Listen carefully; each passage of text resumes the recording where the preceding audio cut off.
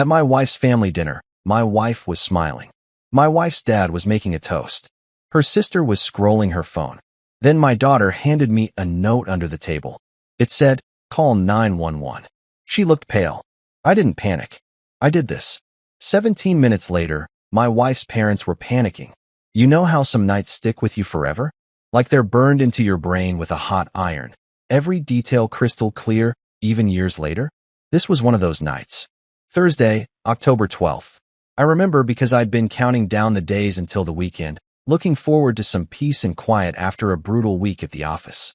Clara had been buzzing around the house all afternoon, making sure we looked presentable for dinner at her parents' place. You'd think after 15 years of marriage, I'd be used to these family gatherings, but honestly, they still made me feel like I was auditioning for a role I'd never quite land. Don't get me wrong.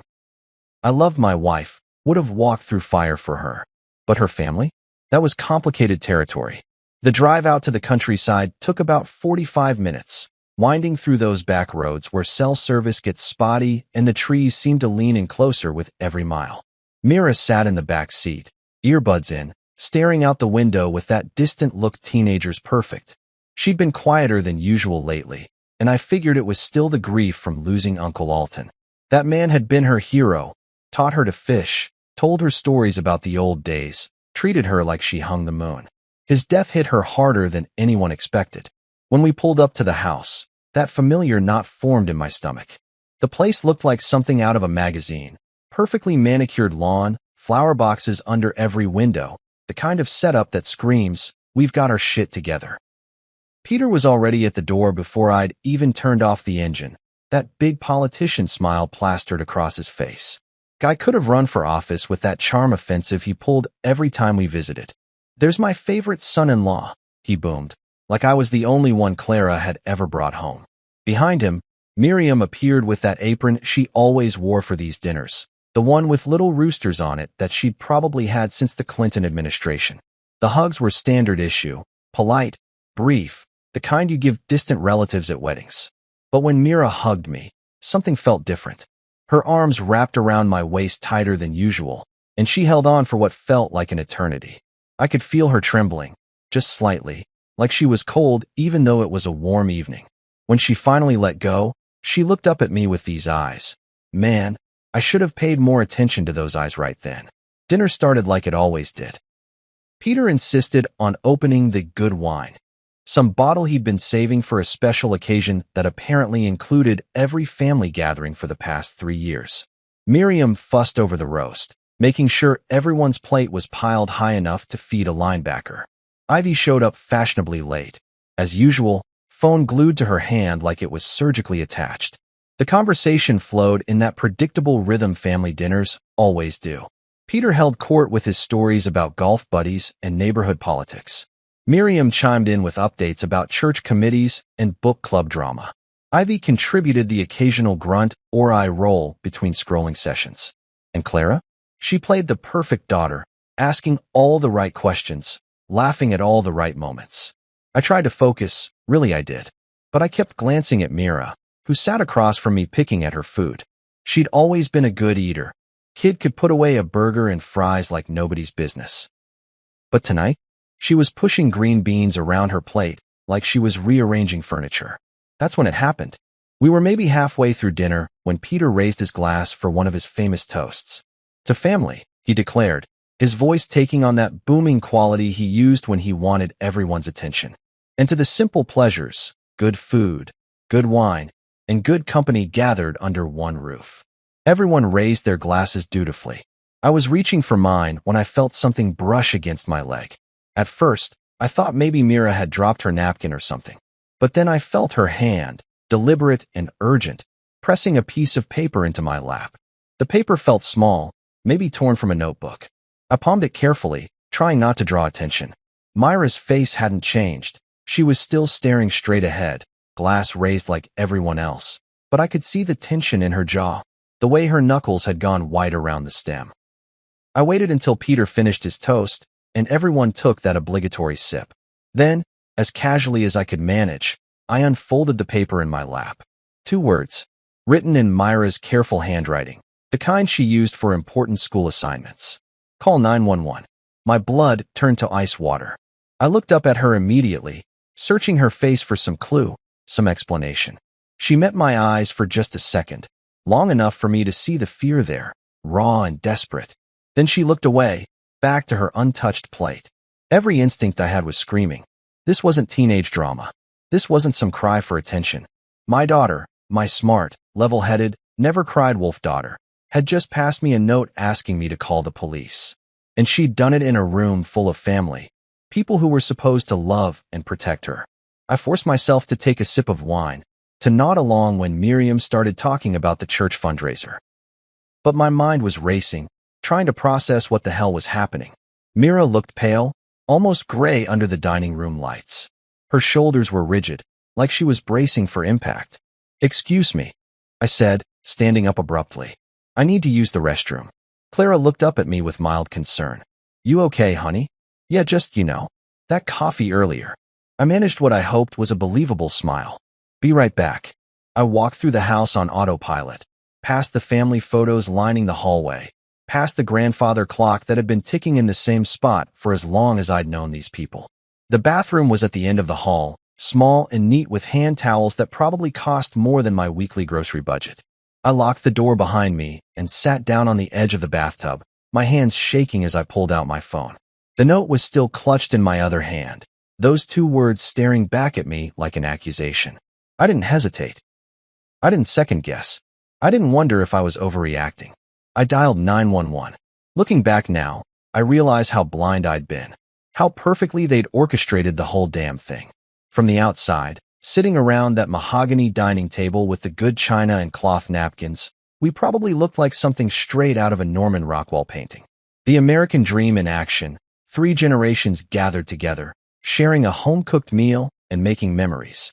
What a load of bullshit. But I'm getting ahead of myself. At the time, before Mira slipped me that note, I was just another clueless father-in-law trying to make small talk and avoid stepping on any conversational landmines. I'd perfected the art over the years: smile, nod, ask safe questions about the weather or the neighbor's new fence. Keep things surface level and everyone stays happy. The evening had started exactly like every other dinner at the Peterson house.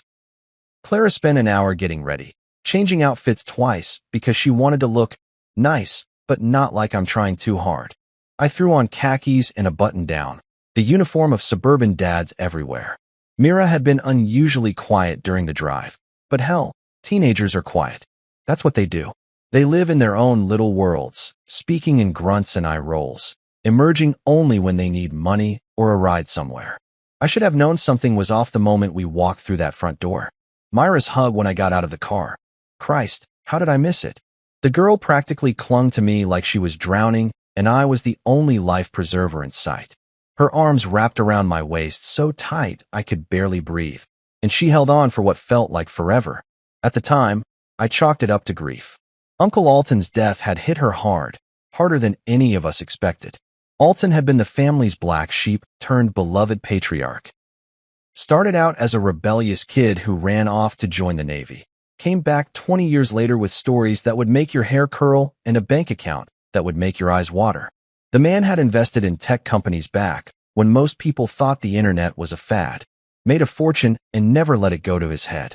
Still drove the same beat-up pickup truck, still wore flannel shirts with holes in the elbows, still told the same terrible jokes that had Mira rolling on the floor with laughter.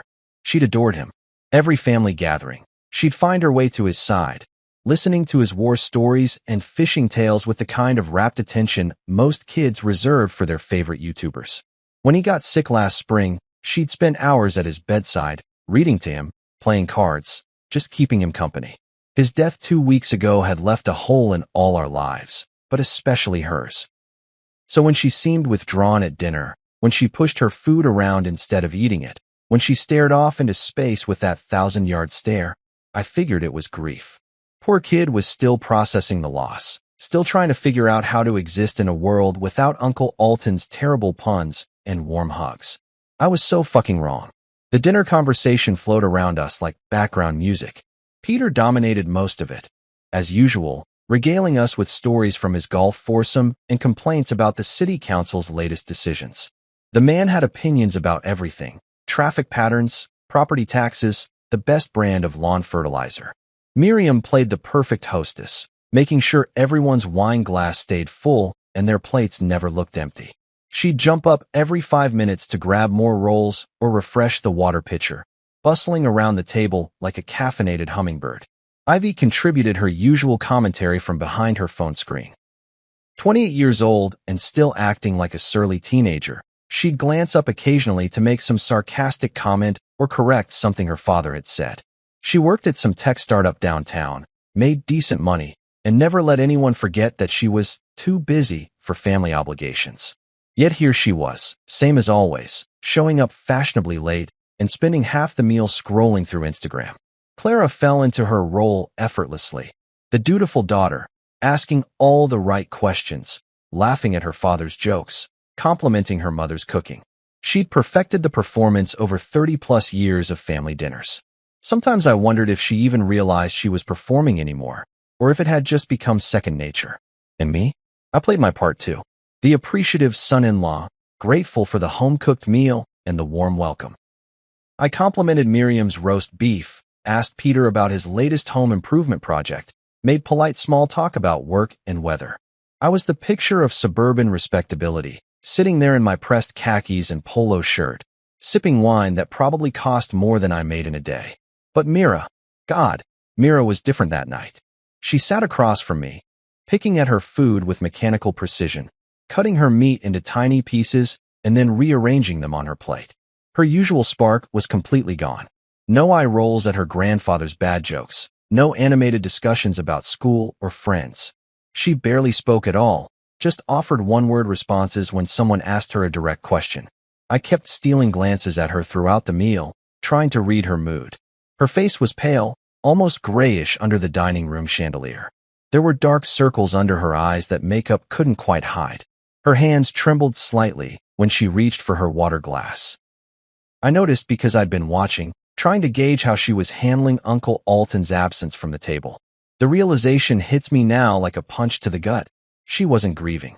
She was terrified. And I was sitting right there, close enough to touch her, and I had no fucking clue that my daughter was in danger. When she pressed that note into my hand, everything shifted. Suddenly, all those little details I'd been dismissing as grief took on a sinister new meaning. The way she'd flinched when Miriam touched her shoulder. The careful distance she maintained from everyone except me. The fact that she hadn't touched her phone all evening, when normally you'd have to pry the damn thing out of her cold, dead hands. She was scared. She was desperate. And she was counting on me to save her. The bathroom felt like a sanctuary and a prison all at once. I locked the door behind me and immediately felt the weight of what I was about to do. The space was small, decorated in that fancy country style Miriam loved. Dried flowers in mason jars, hand towels with little embroidered roosters, a wooden sign that read, "Wash your worries away," in cursive script. Under any other circumstances, I might have rolled my eyes at the Pinterest-perfect decor. Right now, it all felt surreal, like props in a play I'd been unwillingly cast in. I sat down on the edge of the clawfoot tub, my legs suddenly feeling like they couldn't support my weight. The note was still clutched in my left hand, the paper soft from being folded and unfolded. Call 911. 2 words that had turned my entire world upside down in the span of 30 seconds. My hands were shaking so bad, I almost dropped my phone twice before I managed to unlock the screen. For a split second, I hesitated. What if this was some kind of misunderstanding? What if Mira was having some kind of breakdown related to Uncle Alton's death? What if I was about to blow up a family dinner over nothing more than teenage drama? The rational part of my brain, the part that had been trained through years of corporate meetings to think everything through, to consider all angles before making a move, was screaming at me to slow down, to ask questions first. But then I remembered the look in her eyes. That brief moment when she'd met my gaze across the dinner table, and I'd seen something I'd never seen in my daughter's face before. Pure, undiluted terror. This wasn't grief. This wasn't teenage angst. This was a girl who was scared out of her mind and desperate enough to risk everything by asking for help in a room full of people she apparently couldn't trust. My thumb hovered over the numbers. 911. 3 digits that would change everything. Once I made this call, there'd be no going back. No pretending everything was fine. No maintaining the polite facade of family dinner. I'd be officially declaring that something was seriously wrong in this picture-perfect house, with its manicured lawn and carefully arranged throw pillows. I pressed the numbers. The phone rang once, twice. Through the bathroom door, I could hear the muffled sounds of dinner conversation continuing. Peter's booming laugh, Miriam asking if anyone wanted more wine, Clara making some comment about her day at work. Normal sounds. Safe sounds. The kind of background noise that made it almost impossible to believe I was sitting in a bathroom about to report what might be a crime in progress. 911. What's your emergency? The dispatcher's voice was calm, professional. Probably took hundreds of these calls every day. Car accidents, medical emergencies, domestic disputes. I wondered how many calls she got from fathers sitting in their in-laws' bathrooms, clutching mysterious notes from their teenage daughters. My voice cracked. I cleared my throat and tried again. My daughter passed me a note. It said to call you. She looked scared. Okay, sir. Can you tell me where you are right now? I rattled off the Petersons' address, my voice barely above a whisper. Through the walls, I could hear Ivy saying something that made everyone laugh. The sound was jarring, too normal, too pleasant for what felt like the most important phone call of my life. And how old is your daughter? 16. Her name is Mira. Is she hurt? Do you see any visible injuries?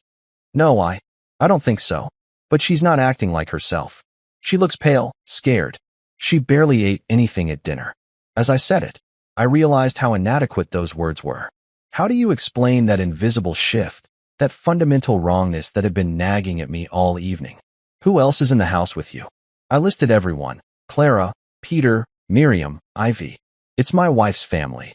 I added, as if that somehow made the situation more complicated, more delicate. We're here for dinner.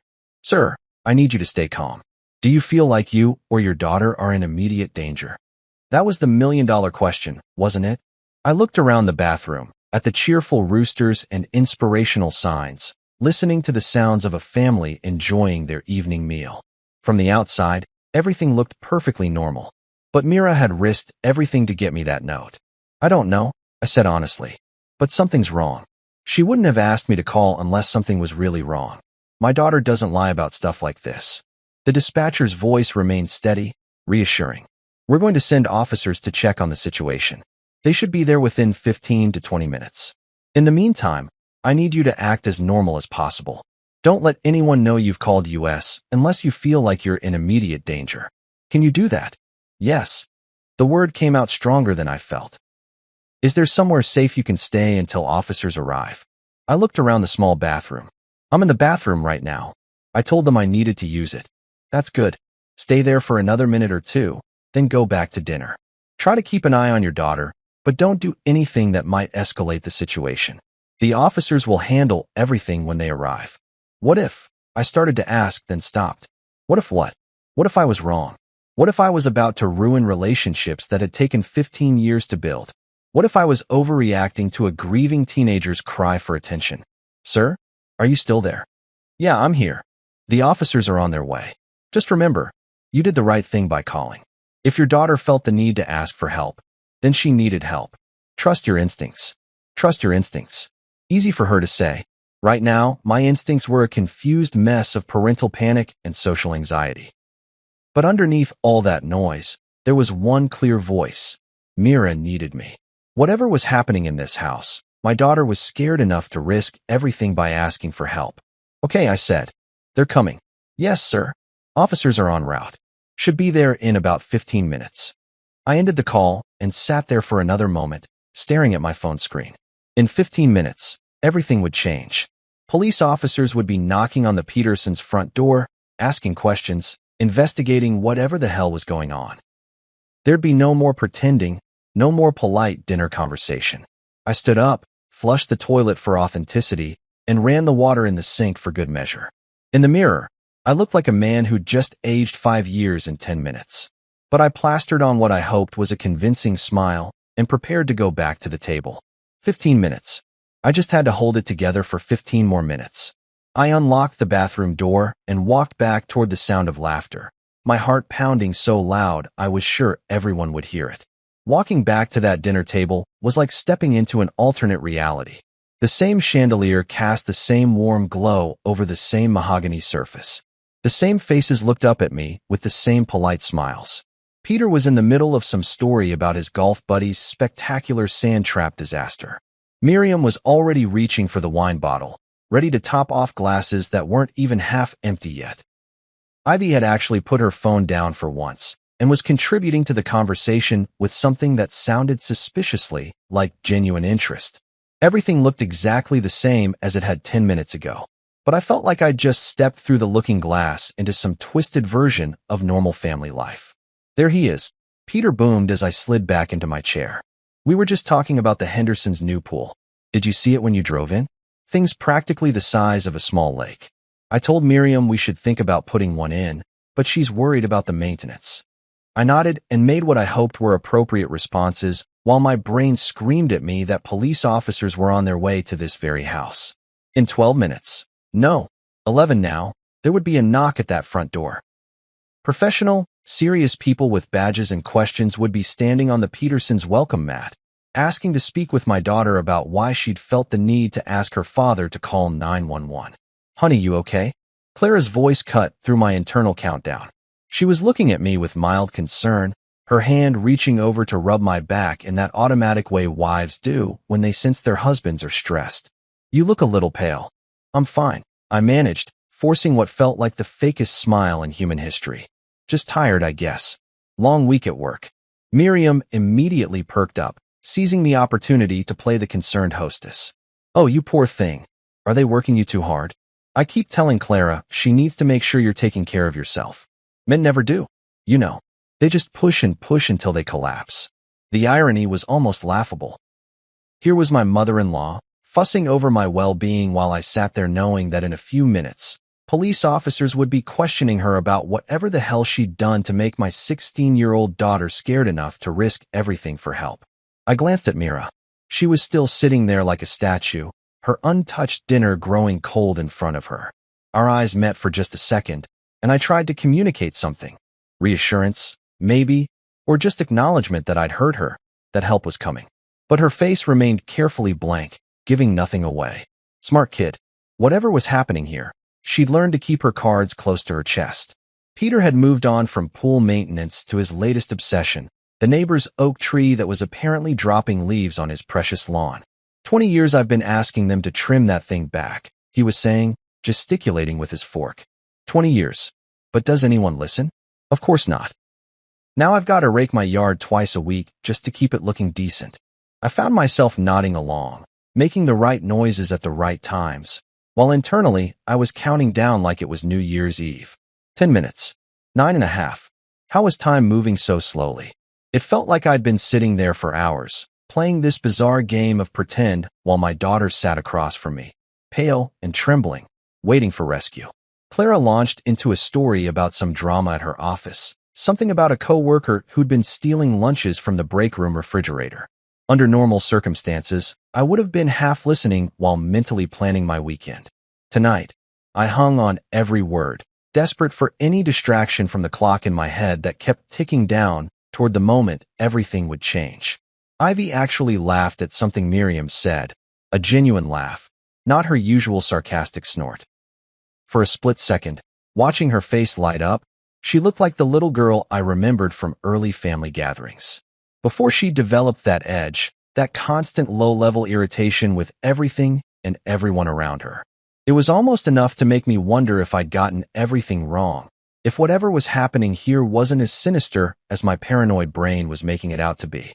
Then I looked at Mira again, and all those doubts evaporated. The girl looked like she was barely holding herself together. Her knuckles were white around her water glass, and she kept glancing toward the front of the house like she was expecting something. Or someone. More wine, anyone? Miriam was already up, bottle in hand, playing the perfect hostess. She topped off Clara's glass, then mine, despite the fact that I'd barely touched what I already had. My hand was shaking slightly as I reached for it, and I had to concentrate on keeping my grip steady. 7 minutes now, maybe 6. The conversation continued to flow around me like I was a rock in a stream. Sports, weather, neighborhood gossip, family updates. All the normal stuff that fills family dinners across America every single night. Peter mentioned something about planning a fishing trip with his buddies. Miriam complained about the church committee's latest fundraising scheme.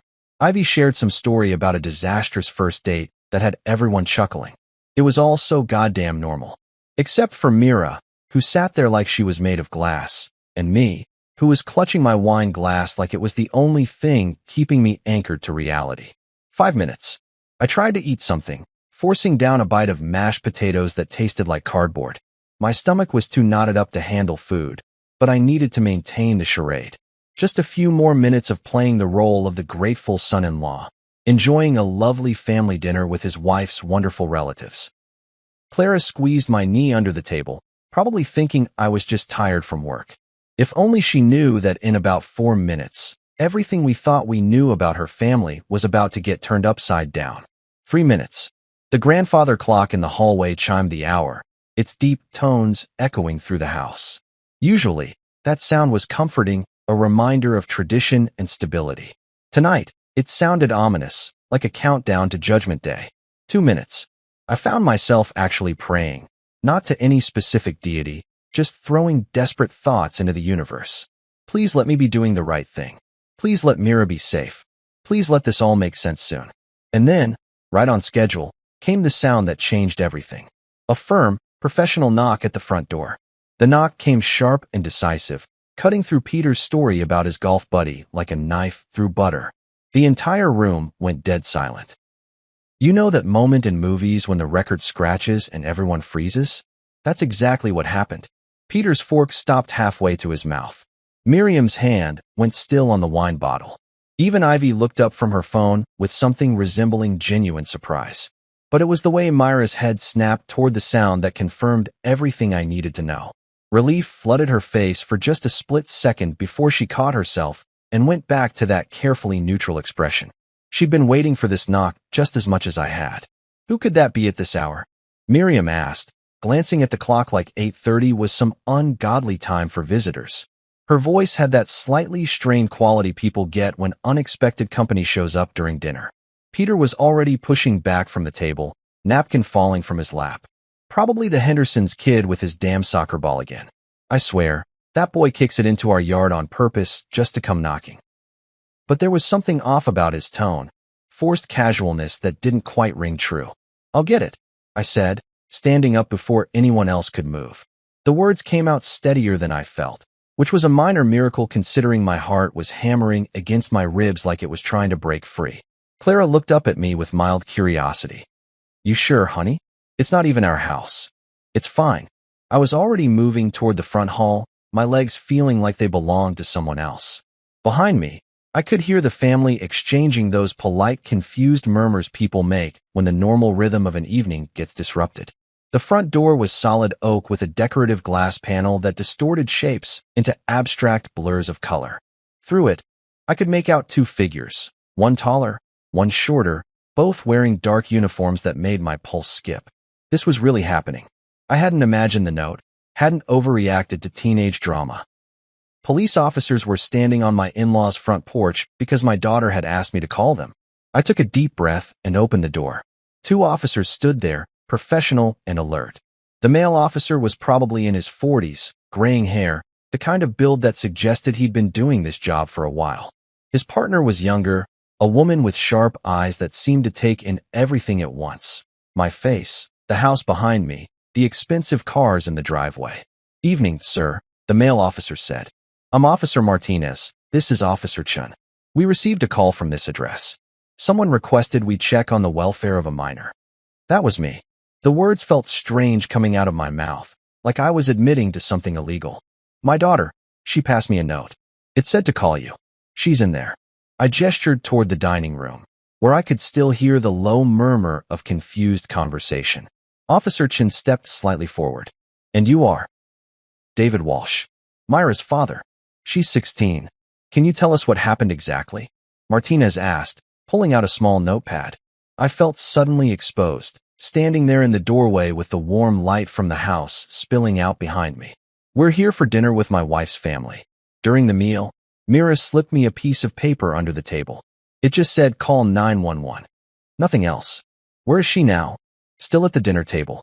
She hasn't said anything to anyone, Hasn't acted out or caused a scene. She just looks scared. I realized how inadequate that word was, how it couldn't possibly capture the depth of what I'd seen in my daughter's eyes. Officer Chun was scanning the house, taking note of the perfect landscaping, the expensive fixtures visible through the windows. Who else is here tonight? My wife Clara, her parents Peter and Miriam Peterson, and her sister Ivy. Oh, and there's someone else, a man named Charles. I think he's some kind of lawyer or family friend. I wasn't really introduced to him properly. The two officers exchanged a look that I couldn't quite read. Martinez made a note. Has your daughter ever done anything like this before? Never. Myra's not a drama queen. She doesn't lie about serious stuff. If she felt the need to ask me to call you guys, then something is seriously wrong. From inside the house, I could hear Peter's voice getting louder, probably wondering what was taking so long. Honey, Clara called out. Is everything okay? Officer Chin stepped closer, lowering her voice. We're going to need to speak with your daughter privately. Can you bring her out here, or would you prefer we come inside? The thought of bringing uniformed police officers into that dining room, disrupting the careful facade of family dinner, should have bothered me. It should have felt like a betrayal of some kind, a violation of hospitality and family loyalty. Instead, all I felt was relief. Finally, someone with authority was going to find out what the hell was going on. You should come inside, I said. She might not feel comfortable talking out here. Martinez nodded. We'll follow your lead. Try to keep things as calm as possible until we can assess the situation. I turned back toward the dining room, my stomach churning with a mixture of anxiety and anticipation. The officers followed me, their footsteps solid and reassuring on the hardwood floor. The conversation stopped dead the moment we appeared in the doorway. Peter's face went from confusion to something that might have been alarm. Miriam actually dropped her wine glass, sending Chardonnay splashing across the white tablecloth. Ivy's mouth fell open. Clara looked like she'd been slapped. Only Mira seemed unsurprised. She looked up at the officers with something that might have been gratitude, her shoulders sagging slightly, like she'd been holding them rigid for hours. Folks, Officer Martinez said, his voice calm but authoritative. We're here on a welfare check. We'd like to speak with Mira Walsh privately, if that's all right. Peter found his voice first. Officers, I'm sure there's been some kind of misunderstanding. This is a family dinner. Everything's perfectly fine here. Officer Chin was already moving toward Mira, her expression gentle but professional. Miss Walsh, we'd like to have a word with you. Would you mind stepping outside with us for a few minutes? Mira stood up without hesitation, not even glancing at the rest of the family. Yes, ma'am. As she walked past me toward the door, she caught my eye for just a moment. In that brief glance, I saw something I'd never seen in my daughter's face before, gratitude mixed with a kind of desperate hope. She mouthed two words, thank you. Martinez turned to me as they headed for the door. Sir, we'll need you to stay here for now. Don't let anyone leave the premises. I nodded, watching my daughter walk away with two strangers in uniform. And for the first time all evening, I felt like maybe, just maybe, I'd done the right thing. Behind me, the Peterson family sat in stunned silence, their perfect dinner party officially over. After Mira left with Officer Chun, the dining room felt like a museum exhibit, everything perfectly preserved but completely lifeless. Peter sat frozen in his chair, his face cycling through expressions like he couldn't decide which emotion fit the situation.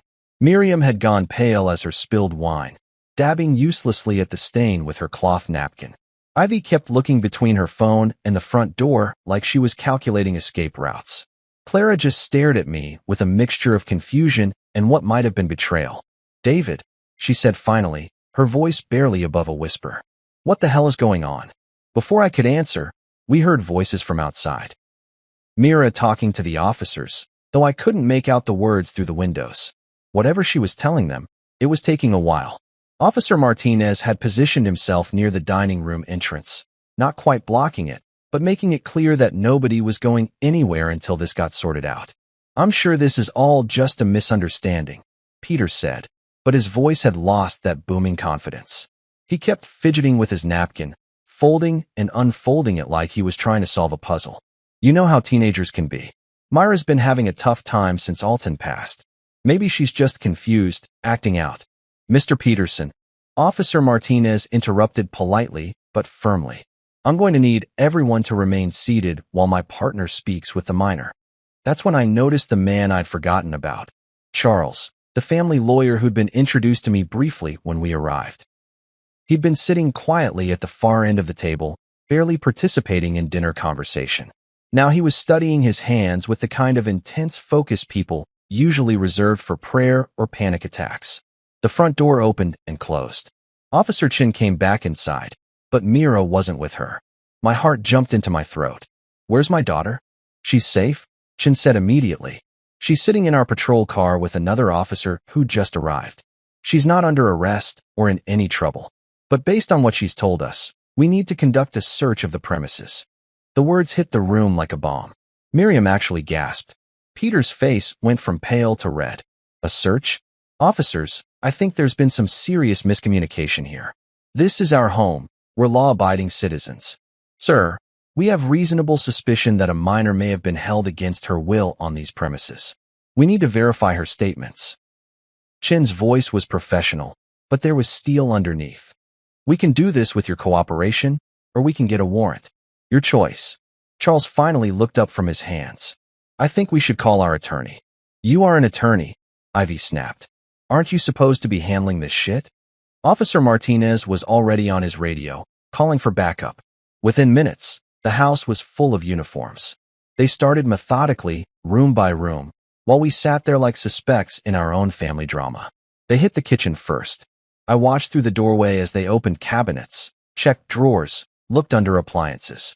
One officer called out to his partner, and they all gathered around something near the spice rack. I couldn't see what they'd found, but I heard Officer Chin say, "Bag it." Next was Charles's room. Apparently he'd been staying in the guest bedroom upstairs. They were up there for nearly 20 minutes.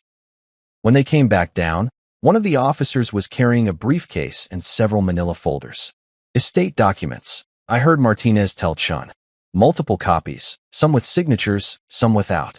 All listing the minor as primary beneficiary. That's when the pieces started clicking into place. Uncle Alton's will. Myra's inheritance. The timing of everything. His death. This family dinner. The mysterious presence of a lawyer who nobody had bothered to properly introduce to me. But it was what they found in the basement that really made my blood run cold. The Peterson house had a finished basement, Peter's man cave, complete with a pool table, big screen TV, and a bar that he was ridiculously proud of. But behind the main room, there was a smaller space that I'd always assumed was storage. It wasn't storage. The room had been set up like a bedroom, but not the kind you'd put a guest in.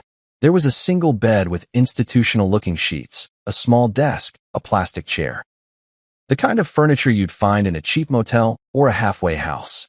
But what made my stomach turn was the bolt on the outside of the door. Not the inside, the outside. The kind of lock designed to keep someone in, not to keep intruders out. They found Myra's things scattered around that room like evidence at a crime scene. Her favorite jacket, the denim one with patches from all the concerts she'd been to. A notebook I recognized from her backpack, the one she used for poetry and random thoughts. The silver necklace Uncle Alton had given her for her 16th birthday, the one she never took off. Her phone and wallet were locked in a cabinet in the laundry room, right next to the basement door. When Officer Chin asked Miriam about it, she gave some bullshit answer about keeping them safe and helping Mira focus on healing. Healing from what? Grief doesn't require confiscating someone's phone and locking them in a basement room. As the search continued, the truth began to emerge piece by piece. Charles wasn't just a family friend. He was the lawyer handling Uncle Alton's estate. And apparently, Myra's inheritance was substantial enough to make certain family members very interested in having some control over her decisions. The loose pills they found in the kitchen weren't just random medications. According to the labels the officers were reading, they were anxiety medications, sleep aids, the kind of stuff that could make a grieving teenager compliant and confused. I stood there watching my wife's family get exposed as criminals, and all I could think about was how I'd almost missed it. How I'd almost written off Myra's behavior as normal teenage grief. How close I'd come to finishing dinner, driving home, and leaving my daughter in that house with these people. Clara was crying now, though whether from shock or guilt, I couldn't tell. She kept saying, "I didn't know. I swear I didn't know." But her voice sounded hollow, unconvincing even to herself. Peter and Miriam had stopped protesting their innocence. They just sat there looking like their perfect world was crumbling around them, which I guess it was. Ivy was frantically texting someone, probably trying to get ahead of whatever shitstorm was about to hit. And Charles? Charles was quietly asking for that lawyer after all. When Officer Martinez came back upstairs from the basement, his expression was grim. "Sir," he said to me, "we're going to need you to come down and identify some items. Make sure they belong to your daughter." I followed him downstairs, my legs feeling like lead. The basement room looked even worse up close, sterile, lonely, designed for containment rather than comfort. This was where they'd planned to keep Mira while they convinced her to sign away her inheritance. This was where my 16-year-old daughter had been prisoners in her own extended family's house. I picked up her jacket, and it still smelled like her perfume. The notebook was open to a page where she'd written Day 3 at the top, followed by what looked like the beginning of a letter. If something happens to me. I couldn't read anymore. I handed the notebook to Officer Martinez and walked back upstairs to find my daughter. When I made it back upstairs from that nightmare basement room, I found Mira sitting in the living room with Officer Chun. She was wrapped in one of those emergency blankets, you know, the shiny silver ones they give to people in shock. Seeing her like that, so small and fragile looking, nearly broke me. This was my kid, my strong, independent, sarcastic daughter who could hold her own in any argument and never back down from a challenge. Now she looked like a scared little girl who'd been through hell. But she was talking. Finally, after days of silence and fear, she was talking. Officer Chin looked up when I entered the room. "Mr. Walsh, your daughter has been very helpful. She's been telling us what happened over the past few days." I sat down across from Mira, wanting to reach out and hug her, but not sure if that's what she needed right now. She looked up at me with those eyes. Christ, those eyes that had been trying to tell me something for days, and I'd been too blind to see it. "Dad," she said, and her voice was hoarse like she'd been crying, or maybe just hadn't used it much lately. "I'm sorry I couldn't tell you sooner. I was scared they'd." She stopped, swallowed hard, tried again. "I didn't know if you'd believe me." "Tell me what, sweetheart?" But even as I asked, part of me already knew. The pieces had been falling into place since the officers found that room downstairs. She took a shaky breath. "It started right after the funeral. Uncle Alton's funeral. Remember how Grandma Miriam said I should stay here for a few days? To be around family, to help with the grief?" Her voice got bitter on that last word. "You and Mom thought it was a good idea. I didn't want to, but everyone kept saying it would be good for me." I remembered that conversation. Clara and I discussing how withdrawn Mira had been since Alton's death, how maybe some time with her extended family would help her process the loss. We'd practically pushed her into coming here. "The first night was okay," Mira continued, her voice getting stronger as she went on. "Normal, you know? We had dinner, watched TV, talked about Uncle Alton. But then the next morning, Charles showed up." Officer Chin made a note. "Charles Brennan, the attorney?" "Yeah." Grandpa Peter introduced him as Uncle Alton's lawyer. Said he needed to go over some things about the will. Myra's hands were trembling slightly. "That's when they told me about the inheritance." "Uncle Alton left everything to you," I said. It wasn't a question.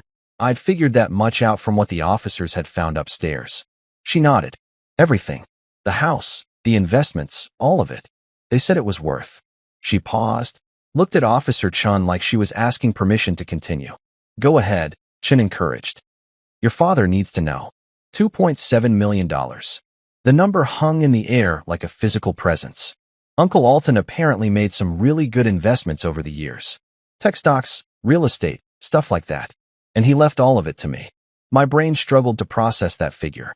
Uncle Alton had always lived modestly. The old pickup truck, the flannel shirts, the same little house he'd owned for 30 years. I'd known he was comfortable, but nearly $3 million? That was life-changing money.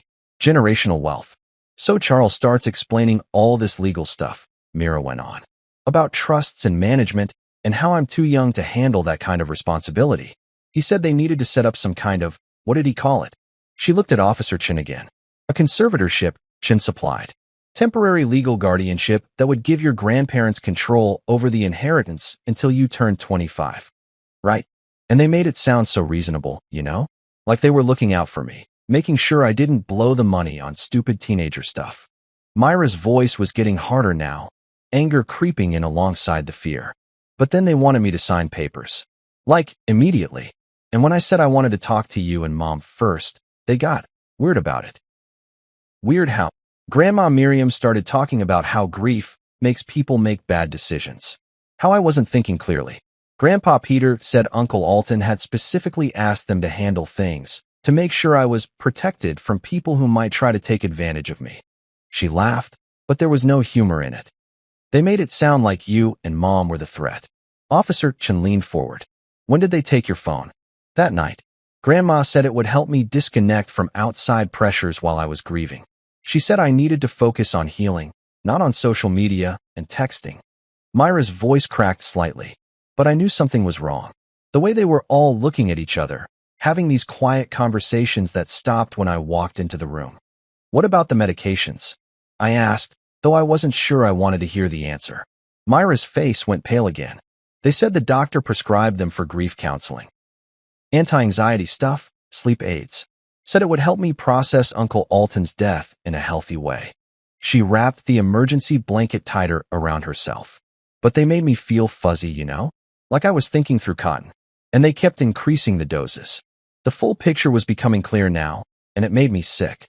They'd isolated her, drugged her, and were systematically breaking down her resistance so she'd sign away her inheritance. And they'd almost succeeded. The basement room, I said. Officer Chen nodded grimly. Tell your father about that, Mira. Yesterday morning, I told them I wanted to go home. I said I was feeling better and I missed you guys. Her voice got smaller. Charles said that proved I wasn't ready to make important decisions yet. That I was still too emotional, too influenced by outside forces. They said I needed more time to heal in a controlled environment. They locked you in that room. Not locked exactly. They said the bolt was just to make sure I could rest without being disturbed. But yeah, I couldn't get out. They brought me meals, checked on me every few hours, kept telling me it was for my own good. Tears were starting now, silent ones that she wiped away with the back of her hand. They said once I signed the papers, once everything was settled, then I could go back to my normal life. I wanted to kill them. All of them. Every single person who had participated in terrorizing my daughter, in making her doubt her own sanity, in isolating her from the people who actually loved her. How did you get the note to me? I asked. Dinner tonight was supposed to be the big finale. They told me you and Mom were coming, and Charles was going to explain everything to you guys. Make it sound like I was having some kind of breakdown, like I needed professional help. She looked up at me with those eyes that had seen too much. But when you got here, when you hugged me, I knew I had one chance. So I wrote the note during dinner prep and waited for my moment. Officer Chen stood up. Mira, you did exactly the right thing. What they were doing to you, the isolation, the medication, the coercion, that's illegal. You're very brave for asking for help. Mira looked at me. Are you mad? For not telling you sooner. I moved to sit next to her on the couch, and this time I did hug her. She melted into me like she used to when she was little and had nightmares. I'm not mad at you, I said into her hair. I'm proud of you, and I'm sorry I didn't see what was happening sooner. From the dining room, I could hear raised voices, probably Peter and Miriam finally grasping that their perfect plan had gone to hell. But I didn't care about them anymore. All that mattered was the girl in my arms who'd been brave enough to fight back when it counted. The arrest process was like watching a really bad reality TV show, except this was my family imploding in real time. Peter went first, not physically, but he was the loudest about it. Soon as Officer Martinez started reading rights, Peter exploded like a firecracker. This is absolutely ridiculous, he bellowed, his face turning that dangerous shade of red that usually preceded one of his epic rants about property taxes or neighborhood dogs. We were helping that girl. She was grieving, making irrational decisions. We were protecting her inheritance. Protecting it? More like stealing it, but whatever helped him sleep at night. Miriam took a different approach, the wounded grandmother routine. Started crying these theatrical tears, dabbing at her eyes with the same napkin she'd been using to clean up spilled wine. Officers, please, there's been a terrible misunderstanding. We love Mira like our own granddaughter. Everything we did was out of concern for her well-being. The crocodile tears might have worked on someone who hadn't just seen that basement room with the bolt on the outside. Ivy tried playing the innocent bystander card. Look, I barely even live here anymore, she said, waving her phone around like evidence. I just came for dinner. I don't know anything about conservatorship or whatever the hell Charles was planning.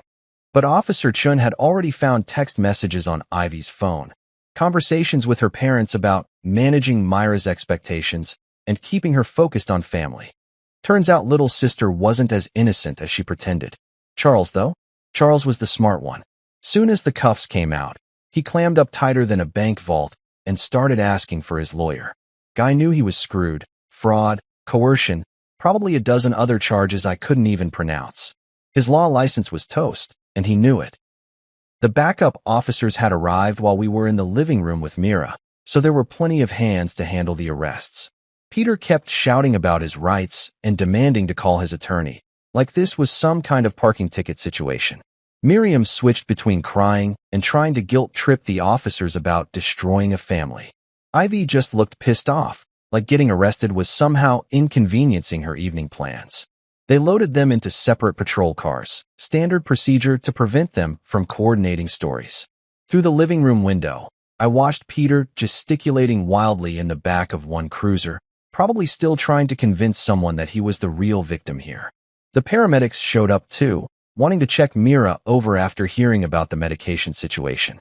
She submitted to their poking and prodding with the patience of someone who'd been through worse things recently.